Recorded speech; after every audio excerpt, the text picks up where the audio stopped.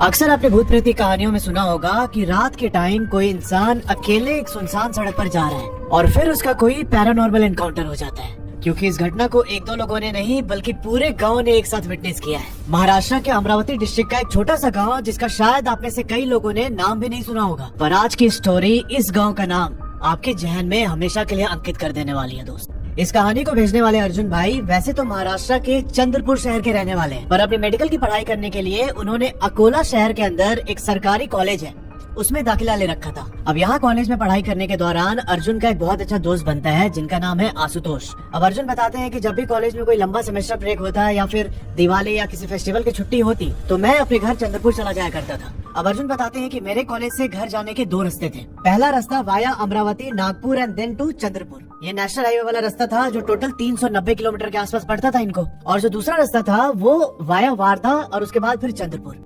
ये वाला रास्ता थोड़ा छोटा था जिसकी दूरी करीब 330 किलोमीटर थी। अब अपने करीब 5 साल के कॉलेज लाइफ में अर्जुन कई बार इन दोनों रास्तों से घर आ जा चुके थे, पर अर्जुन बताते हैं कि जो ये छोटा वाला रास्ता है वाया वारधा, ये मैं ज्यादा प्रेफर करता था। अब ऐसे ही दिन और साल बीतते गए और फाइनली 2016 में अर्जुन की डिग्री कंप्लीट हो जाती है। अब वो एक सेरेमनी होती है ना जिसमें कॉलेज के बच्चे अपनी डिग्री कलेक्ट करते हैं, तो उस सेरेमनी को अटेंड करने अर्जुन और आशुतोष इन दोनों के पेरेंट्स भी आए हुए थे कि भाई हमने बच्चे को देखेंगे ऐसे अपनी डिग्री कलेक्ट करते हुए। 5 साल से बेचारा इतनी मेहनत करके मेडिकल की पढ़ाई की है इसने, तो चलो इसको थोड़ा सा चेयर अप करते हैं। अच्छा, एक चीज और समझना कि जो ये आशुतोष लड़का है इसका भी होम टाउन चंद्रपुर के ही पास पड़ता है। तो जब आशुतोष और अर्जुन के पेरेंट्स मिले उस सेरेमनी में तो इन लोगों ने डिसाइड किया कि एक काम करते हैं, हम एक बड़ी गाड़ी लेके आते हैं, क्योंकि इनके पास सामान वगैरह था बहुत सारा, टेबल चेयर अपना बैग वगैरह। तो बड़ी गाड़ी लाके हम उसमें सामान लोड करेंगे और सामान लेके हम लोग घर चले जाएंगे चंद्रपुर की तरफ। इनके पेरेंट्स ने ये सब अर्जुन और आशुतोष से डिस्कस किया तो अर्जुन ने बोला कि हमारा लास्ट डे थोड़ा पार्टी है दोस्तों के साथ, आप लोग एक काम कीजिए, आप लोग कल निकल जाइए। मतलब आज सेरेमनी है वो डिग्री वाली, और कल के दिन का प्लान हुआ कि अर्जुन और आशुतोष के पेरेंट्स एक बड़ी गाड़ी में सामान लोड करके निकल जाएंगे। और अर्जुन ने बोला कि हम लोग नेक्स्ट डे चंद्रपुर पहुंचेंगे, मैं और आशुतोष, क्योंकि इनके पास एक बाइक भी थी और बाइक छोड़ के कैसे वो लोग उस गाड़ी में जाते। तो इनका कुछ इस तरीके से प्लान बना। अब अर्जुन के पापा यहाँ पर हाइलक्स गाड़ी बुक करते हैं, उसमें इन लोगों ने अर्जुन और आशुतोष का पूरा सामान रखा और अगले दिन सुबह सुबह 6 बजे के आसपास अर्जुन और आशुतोष के पेरेंट्स उनका सामान लेके निकल जाते हैं चंद्रपुर की तरफ। अब फाइनली उसके नेक्स्ट डे आशुतोष और अर्जुन के भी घर वापस जाने की बारी आई। ये लोग सोचते हैं कि भाई गर्मी का टाइम है, हम लोग ना बहुत सुबह सुबह निकलेंगे, करीब 3:30 बजे के आसपास, नहीं तो अगर हम लेट निकले तो यहाँ धूप बहुत तेज होती है और पूरा 300-350 किलोमीटर राइड करके जाना है, तो उस धूप में राइड करना पॉसिबल नहीं हो पाएगा। अब ये दोनों अगली सुबह करीब 3 बजे के आसपास उठते हैं और 3:45 में इन दोनों ने अपनी राइड स्टार्ट कर दी फ्रॉम अकोला टू चंद्रपुर। इनके पास सिर्फ एक बैग था जिसमें कुछ कपड़े, एक पानी की बोतल और कुछ खाने पीने के सामान रखे थे इन्होंने। अब अर्जुन बताते हैं कि हम लोगों ने वो वारधा वाला छोटा रूट चुना क्योंकि भाई हमें भी जल्दी थी घर पहुंचने की, और चूंकि मैं पहले जा चुका था दिन में बहुत बार और ये मेरा फेवरेट स्ट्रेच भी था, इसी चक्कर में हमने हाईवे अवॉइड करके ये वाला रूट चुन लिया। और शायद यहीं पर इनसे एक बहुत बड़ी भूल हो जाती है। जब ये लोग अकोला शहर छोड़ के नेशनल हाईवे में ज्वाइन करने वाले थे तब उस नेशनल हाईवे और अकोला वाले रोड पे एक इंटरसेक्शन है, वहीं पर एक बालाजी का मंदिर था। इन्होंने गाड़ी रोकी और वहाँ पर हाथ जोड़ के प्रार्थना की कि महाराज हमारी रक्षा कीजिएगा, हम बस सेफली घर पहुँच जाएं। और ये बोल के ये लोग राइड दोबारा स्टार्ट कर देते हैं। अब देखो थोड़ा सा ना रूट का लेआउट समझना। जो ये नेशनल हाईवे पे ये लोग राइड कर रहे हैं, यहाँ से आगे इनको जाना है बेलोरा तक पूरा NH है और फिर वहाँ से एक लेफ्ट कट हो जाता है। उस लेफ्ट कट पे इनको 2-4 गांव पार करके वारधा पहुंचना था और फिर वारधा से रास्ता जाता था चंद्रपुर के लिए। पर वो जो हाईवे से लेके वारधा के बीच करीब 40 किलोमीटर का जो स्ट्रेच था उसमें 2 गांव पड़ने वाले थे। उन 2 गांव के नाम है अंजन गांव बाड़ी और दूसरा मालखेड़। अब इन दोनों गांव के नाम एकदम याद रखिएगा। वैसे तो इन लोगों ने 3-4 गांव क्रॉस किए थे पर ये दोनों एकदम प्रोमिनेंट गांव हैं। अर्जुन बताते हैं कि हाईवे से डिटूर लेने के बाद पहले अंजन गांव पड़ने वाला था, फिर मालखेड़ और उसके बाद और 2 गांव पड़ने वाले थे, जिसके बाद मैं पहुंच जाऊंगा वारधा और फिर वारधा से चंद्रपुर। अब यहाँ अर्जुन ने ये भी बताया कि जो ये आंगन गांव बाड़ी वाला पूरा गांव है वो ना दिन के टाइम बहुत लाइवली रहता था, बहुत चहल पहल होती थी उधर। पर अभी जब हम यहाँ पर पहुँचे तो करीब 5:15 के आसपास हो रहा था। इनको उस गाँव वाले रास्ते पर एक बंदा दिखाई नहीं दिया। जनरली ऐसा होता है ना कि गाँव के लोग जल्दी उठ जाते हैं सुबह, पर यहाँ ऐसा सीन नहीं था। एकदम कंप्लीट सन्नाटा हो रखा है उस 400 मीटर के स्ट्रेच पे। गांव का पूरा लेंथ स्टार्ट से लेके एंड तक अगर आप उसको क्रॉस करोगे तो करीब 300 से 400 मीटर का है। पर यहाँ सबसे गौर करने वाली बात ये थी कि उस गांव के जस्ट स्टार्टिंग में 2 मंदिर थे, ऐसे ऐसे दोनों एक दूसरे को फेस कर रहे थे, और गांव के बिल्कुल एंड में भी 2 मंदिर बनाए गए थे एक दूसरे को फेस करते हुए। पर यहाँ खास बात ये थी कि इनमें से एक मंदिर दिन के टाइम खुलता था और दूसरा वाला मंदिर रात के टाइम। दोनों एंड पे सेम यही सीन था। जब ये लोग अपनी मोटरसाइकिल लेके गांव के बिल्कुल स्टार्टिंग में पहुंचे तब इन लोगों को मंदिर दिखाई दिया। इनको थोड़ा अजीब लगा कि यार ऐसे कैसे हो रहा है, यहाँ पे एक मंदिर बंद है दूसरा खुला हुआ है। पर फिर भी ये लोग उतर के जाते हैं। जो मंदिर खुला हुआ था वहाँ पर हाथ जोड़ा इन्होंने, हाथ जोड़ के वापस बाइक पर बैठे और उस गांव को क्रॉस करने लगे। अब अर्जुन तो कई बार इस गांव को क्रॉस करके गया है, पर भाई साहब वो टाइम दिन का होता था। आज पहली बार अर्जुन रात के समय इस रास्ते पर निकला था। अर्जुन ने मेल में लिखा कि उस पूरे रास्ते पर एक भी लाइट पोल नहीं था, पूरा घनघोर अंधेरा हो रखा है।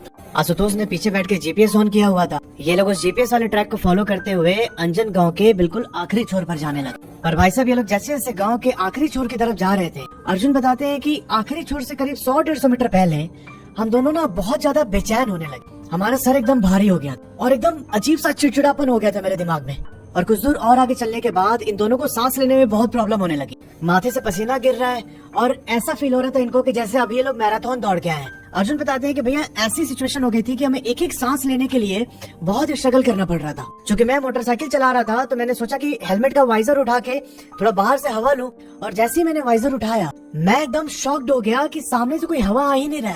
मतलब करीब मैं 30-40 की स्पीड में मोटरसाइकिल राइड कर रहा था। ऑब्वियस बात है कि मुझे थोड़ा सा एयर का प्रेशर फील होना चाहिए था मेरी बॉडी पे, पर ऐसा कुछ नहीं होता है। मुझे ऐसा एहसास हुआ कि कोई मेरे मोटरसाइकिल के सामने खड़ा होके उस पूरे हवा को ब्लॉक कर रहा है और हम चाह कर भी उस चीज को देख नहीं पा रहे हैं। अब ये चीज जैसे ही अर्जुन को रियलाइज हुई, भाई साहब उसके शरीर में दौड़ जाती है ठंडी लहर। अभी अर्जुन ने ये सब आशुतोष को नहीं बताया था कि भाई सामने से कोई हवा आ ही नहीं रहा है, कुछ चीज हमारा रास्ता ब्लॉक कर रही है। आशुतोष यहाँ पर जीपीएस देखने में लगा हुआ है और इसी बीच अचानक से ही उसके फोन की पूरी बैटरी ही ड्रेन हो जाती है। बैटरी ड्रेन होते ही आशुतोष का फोन ऑफ हुआ और उसके साथ ही भाई साहब इनके मोटरसाइकिल का पिछला टायर भी पंचर हो जाता है। इन लोगों को कुछ समझ ही नहीं आ रहा था कि क्या हो रहा है हमारे साथ। अर्जुन यहाँ पर जैसे जैसे मोटरसाइकिल का थ्रॉटल देते हुए आंगन गाँव बाड़ी जो विलेज था उसको क्रॉस करता है और इसी बीच आशुतोष की नजर अपने हाथों पर जाए। इसके दोनों हाथ एकदम व्हाइट हो चुके हैं।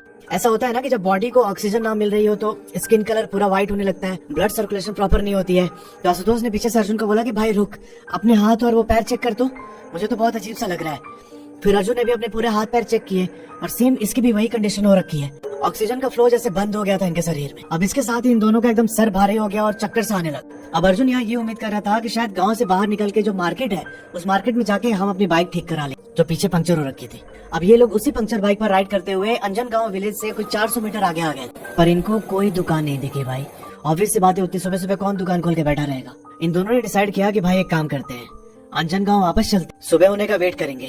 जब कोई दुकान खुलेगी पंक्चर की, हम लोग अपना पंक्चर बनवाएंगे और उसके बाद निकलेंगे चंद्रपुर के लिए। पर जैसे ये लोग अपनी बाइक पीछे गांव की तरफ मुड़ाते हैं, इन दोनों को अपने अपने शोल्डर्स पे बहुत ज्यादा भारी वेट फील होता है। इनको ऐसा लगा कि कोई 90-95 किलो का आदमी इनके कंधे पर बैठा हुआ। अब यहाँ जो अर्जुन है उसका शरीर मतलब वेल बिल्ड था as compare to Ashutosh.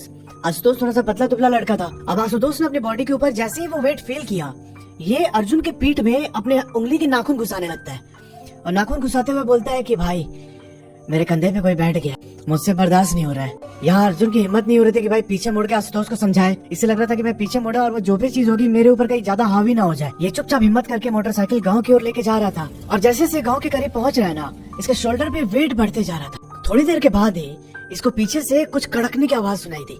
Arjun यहाँ पर अपनी मोटरसाइकिल के मिरर में देखता है तो इसने पाया कि भाई आशुतोष के सर से बहुत ज्यादा ब्लीडिंग हो रही है। इसके ब्लीडिंग देख के अर्जुन एकदम घबरा गया। इसने आशुतोष के थाई को ऐसे पीछे से पकड़ा कि भाई क्या हुआ, और ऐसा करते ही आशुतोष एकदम जोर से चिल्लाता है और चिल्ला के वहीं बाइक से नीचे गिर के बेहोश हो जाता है। ये पूरा मंजर देख के अर्जुन बहुत ज्यादा पैनिक करने लगते हैं। ये बताते हैं कि मेरे चेहरे के सामने एकदम मेरे पेरेंट्स का फेस आ रहा था कि अब मैं शायद यहाँ से जिंदा नहीं लौटूंगा और वो लोग मेरी डेड बॉडी को देख के बहुत रो रहे होंगे, और ये सारी चीजें अर्जुन इमेजिन करने लगा। अभी अर्जुन अपनी मोटरसाइकिल लेके गाँव के बिल्कुल आखिरी छोर से करीब 200 मीटर की दूरी पर था और जैसे जैसे गाँव की ओर अप्रोच कर रहा है ना, इसके शोल्डर पर जो वेट था वो बहुत ज्यादा बढ़ते जा रहा है। अर्जुन का पेन एकदम अनबेरेबल हो रहा था। और इसी दौरान इसे जो गांव के बिल्कुल एंड में जो एक टेंपल था, मैंने बताया था कि 2 टेंपल, एक खुला होता है दिन के टाइम और एक रात के टाइम, तो उस टेंपल के पास से ना इसे एकदम बहुत फेंट सी लाइट दिखाई। वो लाइट अर्जुन की तरफ ही आ रही थी। अर्जुन उस लाइट को देख के एकदम जोर जोर से रोने लगता है और हाथ जोड़ के भगवान से प्रार्थना करने लगता है कि प्लीज हमें बचा लीजिए। उस समय अर्जुन का एड्रेनलिन एकदम पंप हो रखा था। ये अपनी मोटरसाइकिल पूरा थ्रॉटल लेते हुए सीधा गांव के अंदर घुसने की कोशिश करता है। अर्जुन बताते हैं कि जैसे ही मैं उन 2 टेंपल्स को क्रॉस करके गांव के अंदर घुसा, मेरी मोटरसाइकिल रोड साइड एक पिलर से क्रैश हो जाती है और उस क्रैश की आवाज बहुत ज्यादा लाउड थी। मैं जमीन पर गिरा और मुझे रियलाइज हुआ कि मेरे शोल्डर पर अभी तक जो भी वेट था वो सब रिलीज हो गया और बहुत तेज पेन हो रहा है मेरे दोनों कंधों में। अब इस मोमेंट पर जब गांव के अंदर दोनों जमीन पर गिरे हुए, तब अर्जुन का ध्यान उस गांव में जो घर बने हुए थे उस घर के विंडो पे गया। इसने देखा कि भाई अपने घर की विंडो से लोग इसको देख रहे हैं, अर्जुन और आशुतोष को। ये दोनों जमीन पे गिरे हुए हैं। अर्जुन ने दूसरे घर की तरफ गर्दन घुमाया तो सेम वही नजारा इसने देखा कि विंडो से लोग देख रहे हैं, और ये सारे के सारे लोग अर्जुन को ऐसे फिंगर से पॉइंट करके बोल रहे थे कि जो मंदिर खुला हुआ है ना, वहाँ पे चले जाओ जल्दी। पर ताजुब की बात ये थी कि कोई भी अपने घर से बाहर निकल के नहीं आया इनकी मदद करने के लिए। और भाई उनके पास अपने रीजंस थे इसके क्यों नहीं वो लोग आ रहे थे, वो आपको अभी आगे वीडियो में पता चलेगा। अर्जुन यहाँ आशुतोष को लेके सीधा जो गांव के एंड पर जो मंदिर खुला हुआ था उस मंदिर के पास जाके बैठ जाते हैं। आशुतोष के शोल्डर में कुछ ज्यादा ही पेन था। अब अर्जुन वहाँ पर आशुतोष के साथ सुबह 8 बजे तक बैठा रहा और सुबह 8 बजे तक इसने कंटिन्यूअसली हनुमान चालीसा रिसाइट किया। अब इस समय तक आशुतोष को इतना ज्यादा पेन हो रहा था कि वो अनकॉन्शियस होकर वही मंदिर के सामने लेटा हुआ। जैसे सुबह 8 बजा, गांव के लोग दौड़ के आए इनकी मदद करने। ये लोग दोनों लड़कों को लेके पास के हॉस्पिटल में जाते हैं और कोई 3-4 घंटे के बाद फिर आशुतोष को होश आता है। अब जैसे अर्जुन ने आशुतोष को देखा कि होश में आ गया है, ये उससे एकदम लिपट के बहुत जोर जोर से रोने लगा।